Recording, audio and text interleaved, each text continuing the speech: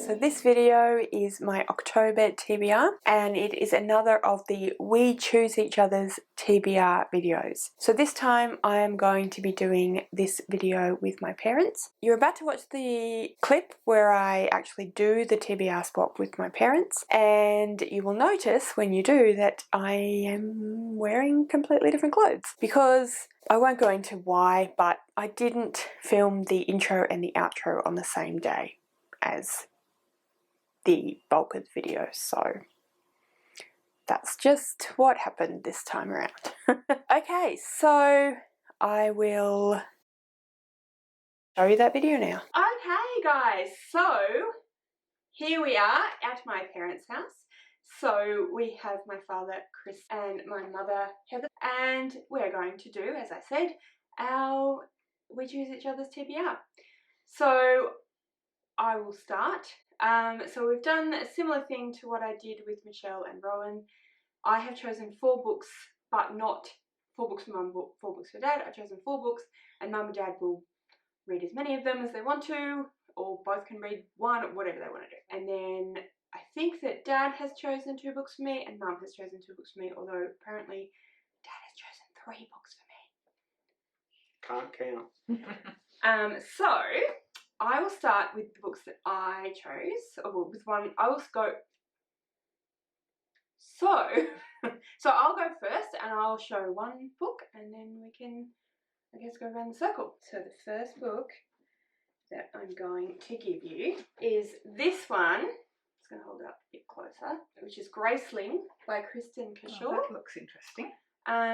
So this book reminds me a lot of the Abortion series by Garth Nix, which I know that both of you have read and enjoyed. There's no particular reason why, other than that it's young adult and it's fantasy. So they're not really similar storylines, but there's something about the way that the authors write that just made me think of Garth Nix. So I thought that you guys might enjoy. So it's a series, it's a trilogy. This is the first one, and it's about a young woman whose name Katza, and she lives in this world where there are certain individuals who are gracelings. So they have what they call a grace, which is a certain ability, and it makes them sort of extra strong or whatever it might be. It's often not particularly considered a great thing. So it's about Katza, and it's about her trying to figure out her grace and how it fits in and that sort of thing. So sounds interesting. Sounds good. I shall pop it there. So that's the first one from me. Who would like to? Well, I couldn't actually decide on 2 because I ended up with 3 with the trilogy, and that's because the thing I wanted you to revisit, Mel, is sort of woven between the 3, and so it was a bit difficult to split them up and say I'll just read one of the 3 because that says it all. And I know you've read it in the past, but it's been a while. And now it's a trilogy by C.S. Lewis, who is obviously well known as the author of the Narnia series, but it's actually an adult trilogy by him. It's probably a little less well known, and it's basically about a character who is probably a bit like C.S. Lewis himself. He's a university professor and lecturer, and he gets abducted and taken away to another planet, which turns out to be Mars, but it's actually called Malacandra.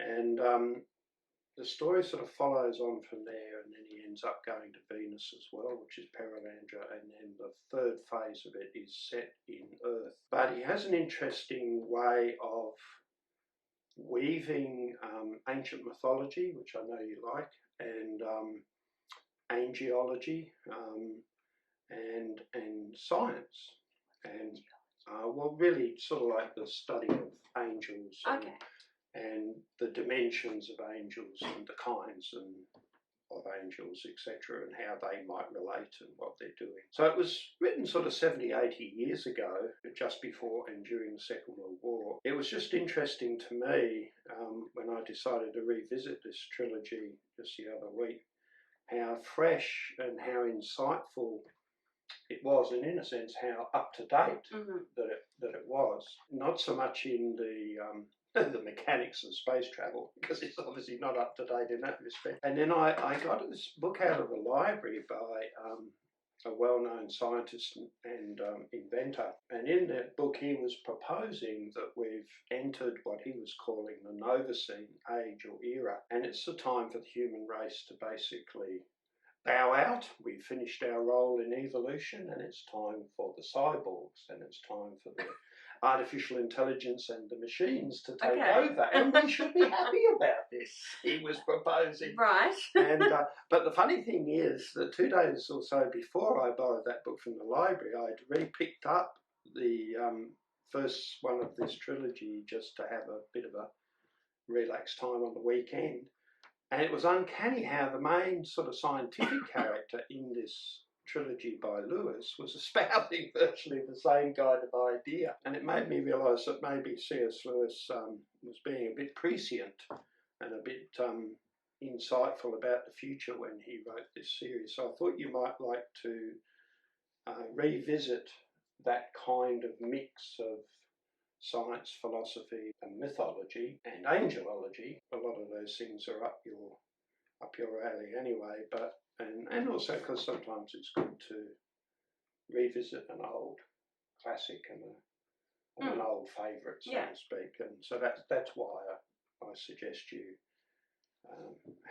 have a re-look at them and enjoy them with a cup of coffee and a cuddle up with your cats. And you can tell Rowan all about the implications of this new era that apparently we are entering into. And to be happy despite the Matrix's warning, which this scientist mentions a few times about how, you know, the Matrix movie tried to warn us about this. But the dear scientist says, who was about 100 years old actually, he says we shouldn't be concerned. We should take this as an honour that the machines are going to take us over. Well, I offer you C.S. Lewis to say, well, maybe the machines aren't going to take us over. Right. Okay. So it's 3 books in 2 volumes. So we have the first 2 are Out of the Silent Planet and Perelandra. And then that Hideous Strength. All right, let me what's dive back in the bag? into my bag. Hey, I'm the one that looks like Father Christmas. Well, you don't have a bag. No, I realise I should have bought my bag. I'm going to give you guys this one, which is the 5th season by N.K. Jemisin. So this is a book that I've read quite recently and really enjoyed. It is another age to come book. Yes, it is extremely weird. Not just because of the content, but the writing style. Half of it is written in the 2nd person present, so that's a little bit of a jarring way to read because most books don't have that. But I think that you guys will really enjoy it. I was talking to you both about this last time we saw each other. Yeah, it's very weird, but in a really good way. It'll explode your brain. Okay, cool. Well, we like weird. So. Yeah, that's why I thought. This is the first. This is the first in a trilogy. Yeah. So that was. Thank you. That one. We shall look forward to exploding Exploding brains. Yes. Yeah. Okay, my turn. Yes. Okay, so the first book I've got for you is called, I haven't actually got it. Yes. You have to get it from the web. It's okay. called A Few Right-Thinking Men by a lady called Sulari Gentil. Okay. She's of Indian origin, I think, but she lives in New South Wales. Okay. It's the first in a series, and they're historical novels, historical fiction, and they're about an artist who is the youngest son of a line of landowners back in the 1930s, and they own a property in Yass, but he lives in a suburb of Sydney called Woollahra in a great big house which he shares with two of his communist mates, and one of who is also an artist, and a woman who's a sculptor, which just you can imagine. Very beautiful. Yes, and you can imagine back in the 1930s that a woman sharing a house with three men was not very good. Very good. No. Yes.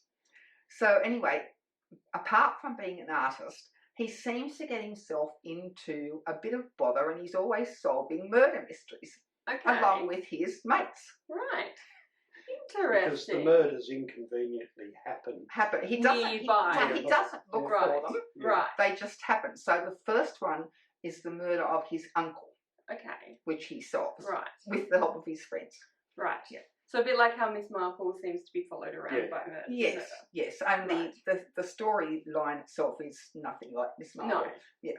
So he's a painter, and the reason why I chose this one is because he's an artist, and he's a very messy artist, like myself. The paint ends up all over his clothes and all over the room, not only on the canvas. But unlike me, he doesn't bother to change out of his good clothes to paint half the time. I've learned to put old clothes on so the old clothes can get messy, so it doesn't matter. Mind you, that's what you can do when you're a rich New South Wales landowner. Because you can just go buy some more. Clean your clothes. Yes. That's true. That's true. If it makes you feel better, I don't even do any painting when I'm working as an art teacher, and I still end up with paint all over. And I'm not even the one doing the painting. Mind you, I'm the one cleaning up it mostly. But awesome. The series is the author, the lady, she weaves the issues of the day and the tension between capitalism and communism, between unions and landowners and Australian politics of the time, and the threat. So the trauma after the First World War, but then the looming threat of the Second World War, and later in the series they actually end up in Germany, and they actually end up in England, and they actually end up sort of having confrontations with Nazis and different things. So the series sort of is an interesting look into the Australia of that sort of period. Yeah. Okay. Mum in particular, but Mum and Dad have actually been trying to get me to read this series for a while. So I'm not at all surprised that it's on this TBR, and now... Well, we thought you wouldn't be so easily able to get out of this, being as how you set it up. Exactly. It's only my own fault. Got my own self to blame. Awesome. Thank you. Okay. All right. Oh dear. Okay. What's coming out of the bag? So you'll be fine. Okay, so the next book is The Blade Itself by Joe Abercrombie. So this is actually Roland's book. Actually, so is Graceling. So thank you, Roland. Did you know, Roland? Yes, I checked with him this morning. After I'd got them off the bookshelf and got them in a pile. Anyway, so this is the first in a trilogy again as well. And these books are what I have come to know is referred to as grim dark fantasy. High fantasy, but it's sort of nitty gritty rather than elves. So is it goth fantasy, is it? I guess so, yeah. But Sex Pistols fantasy. That's punk fantasy. No, it would be more goth, more emo. But yeah, so I've read this one. I haven't read any of the rest of the trilogy, which I'm planning on. But anyway, I thought you guys would like this, particularly because to me they're sort of similar to the Patrick Rothfuss books that you guys have read. Oh, yes. So it's that kind of style of fantasy. Yeah, a bit more gritty and less magic and less wizards and more gritty. So, but really, really good, really great world building. So I think you will enjoy that as well. Cool. So we've got two kind of, this isn't technically grimdark, but it's weird and gritty, and yeah, that has dark moments also. So anyone sensing a theme? Gee, no wonder. This one's more give you C.S. Lewis for some light relief. This one's more hopeful though. Oh, Okay. Because Chris has already done his. Yes. My second book is called, I've got some blurb on it on my phone, so I'll read that in a minute. Okay. It's called The Magic Strings of Frankie Pesto by a guy called Mitch Albom. I'll just read you the blurb. An epic story of the greatest guitar player to ever live and the 6 lives he changed with his magical blues strings. In Albom's most sweeping novel yet, the voice of music narrates the tale of its most beloved disciple, young Frankie Pesto, a war orphan raised by a blind music teacher in a small Spanish town. Okay. Cool. I really, really enjoyed that book. It's one of my favourite books ever, probably. Wow. That's saying something. It is, yeah. For Mum to move away from fantasy and C.S. Lewis and Tolkien and Stephen Lawhead. You notice that there's magical strings involved. Yes, of course. There's still magical realism. It's still in the fantastical. Yeah. It's also an interesting study, if you like, on sound and music and trauma. Okay.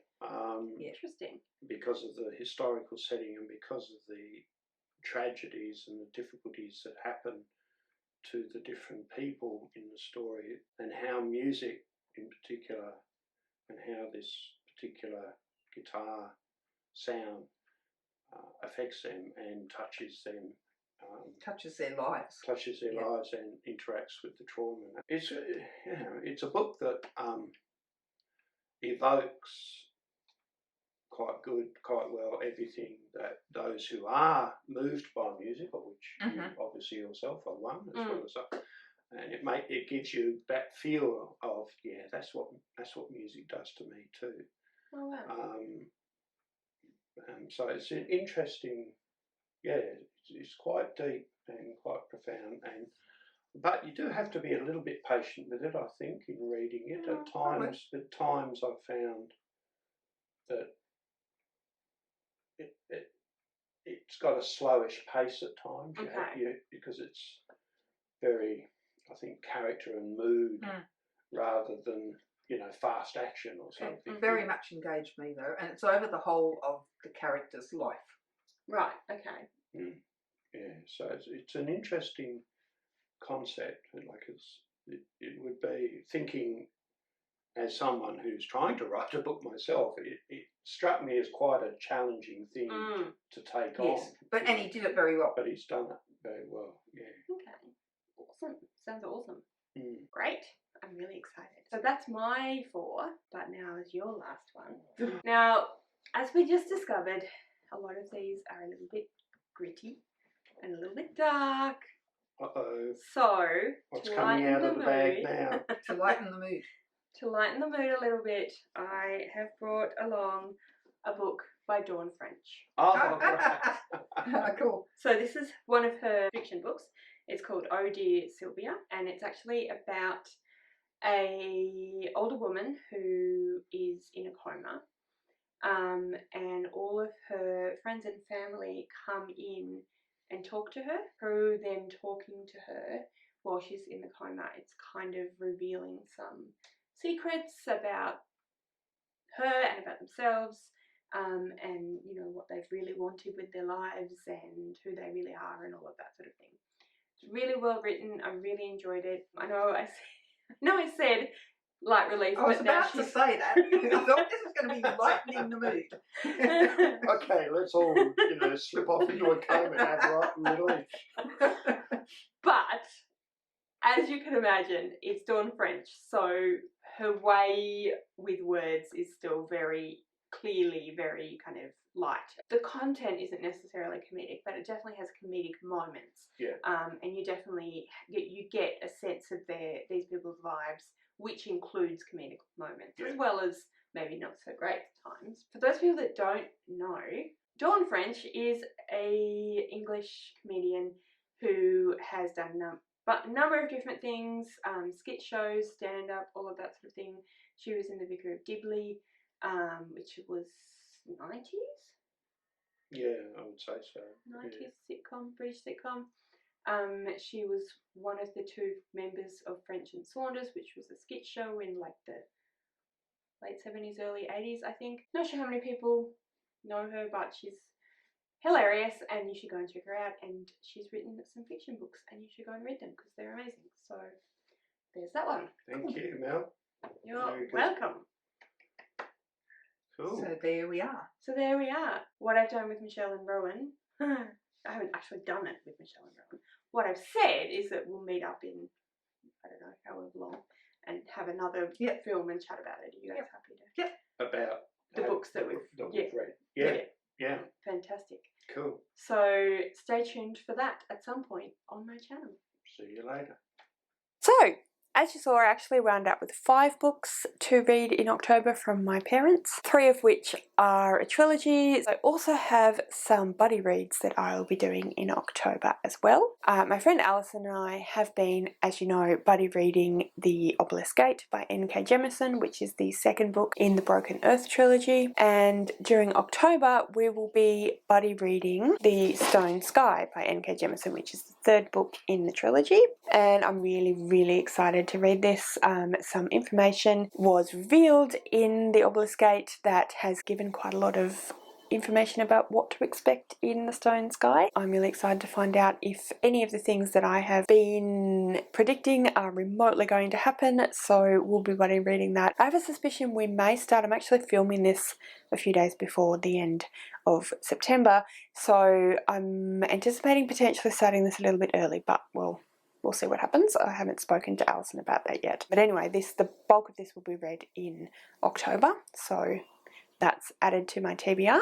And Connor and I are still making our way through the Mortal Instruments series by Cassandra Clare. Just had to look up what the next book actually was, and it is The City of Lost Souls, which I'll put up around here somewhere. So we'll be reading that during October as well. And my friend Hayley from Hayley Reads, I actually haven't seen anything of hers for quite a while, so I'm not sure if she's still really active on BookTube. But anyway, I will link both hers and Connor's videos in the description below. Channels, I should say, in the description below, so go and check them out. But Hayley and I are going to do a buddy read as well. We haven't figured out what book that will be yet, but you will find out, I'm sure, in the wrap-up, if I get to it. Hopefully I will. So, anyway, that is my October TBR. What are you guys going to read during October? Are you a mood reader or are you a TBR creator? What have you put on your TBR or what are you in the mood for? I know that October is Halloween and a lot of people that I've been watching on BookTube have been getting into sort of fall vibes. So are you one of those people? What does that mean to you? Do you read spooky books during October? Oh, sorry, I just remembered another book that's actually on my TBR, which is Frankenstein by Mary Shelley, and I'm reading that with my Book Into Film Club. So, yes, that is another book to add to my TBR. So I now have 8 books on my TBR. So it's within the realm of doable. But whether or not I get to it is a different conversation. Anyway, yeah, let me know what you're planning on reading or what mood you're in to read in the comments below. All of my social media details are also in the description below, so if you want to chat with me on any of those platforms, please do so. Thank you so much for watching this video. I really hope that you enjoyed it. If you did, please give me a thumbs up. Don't forget to subscribe to my channel, and I'll see you next time.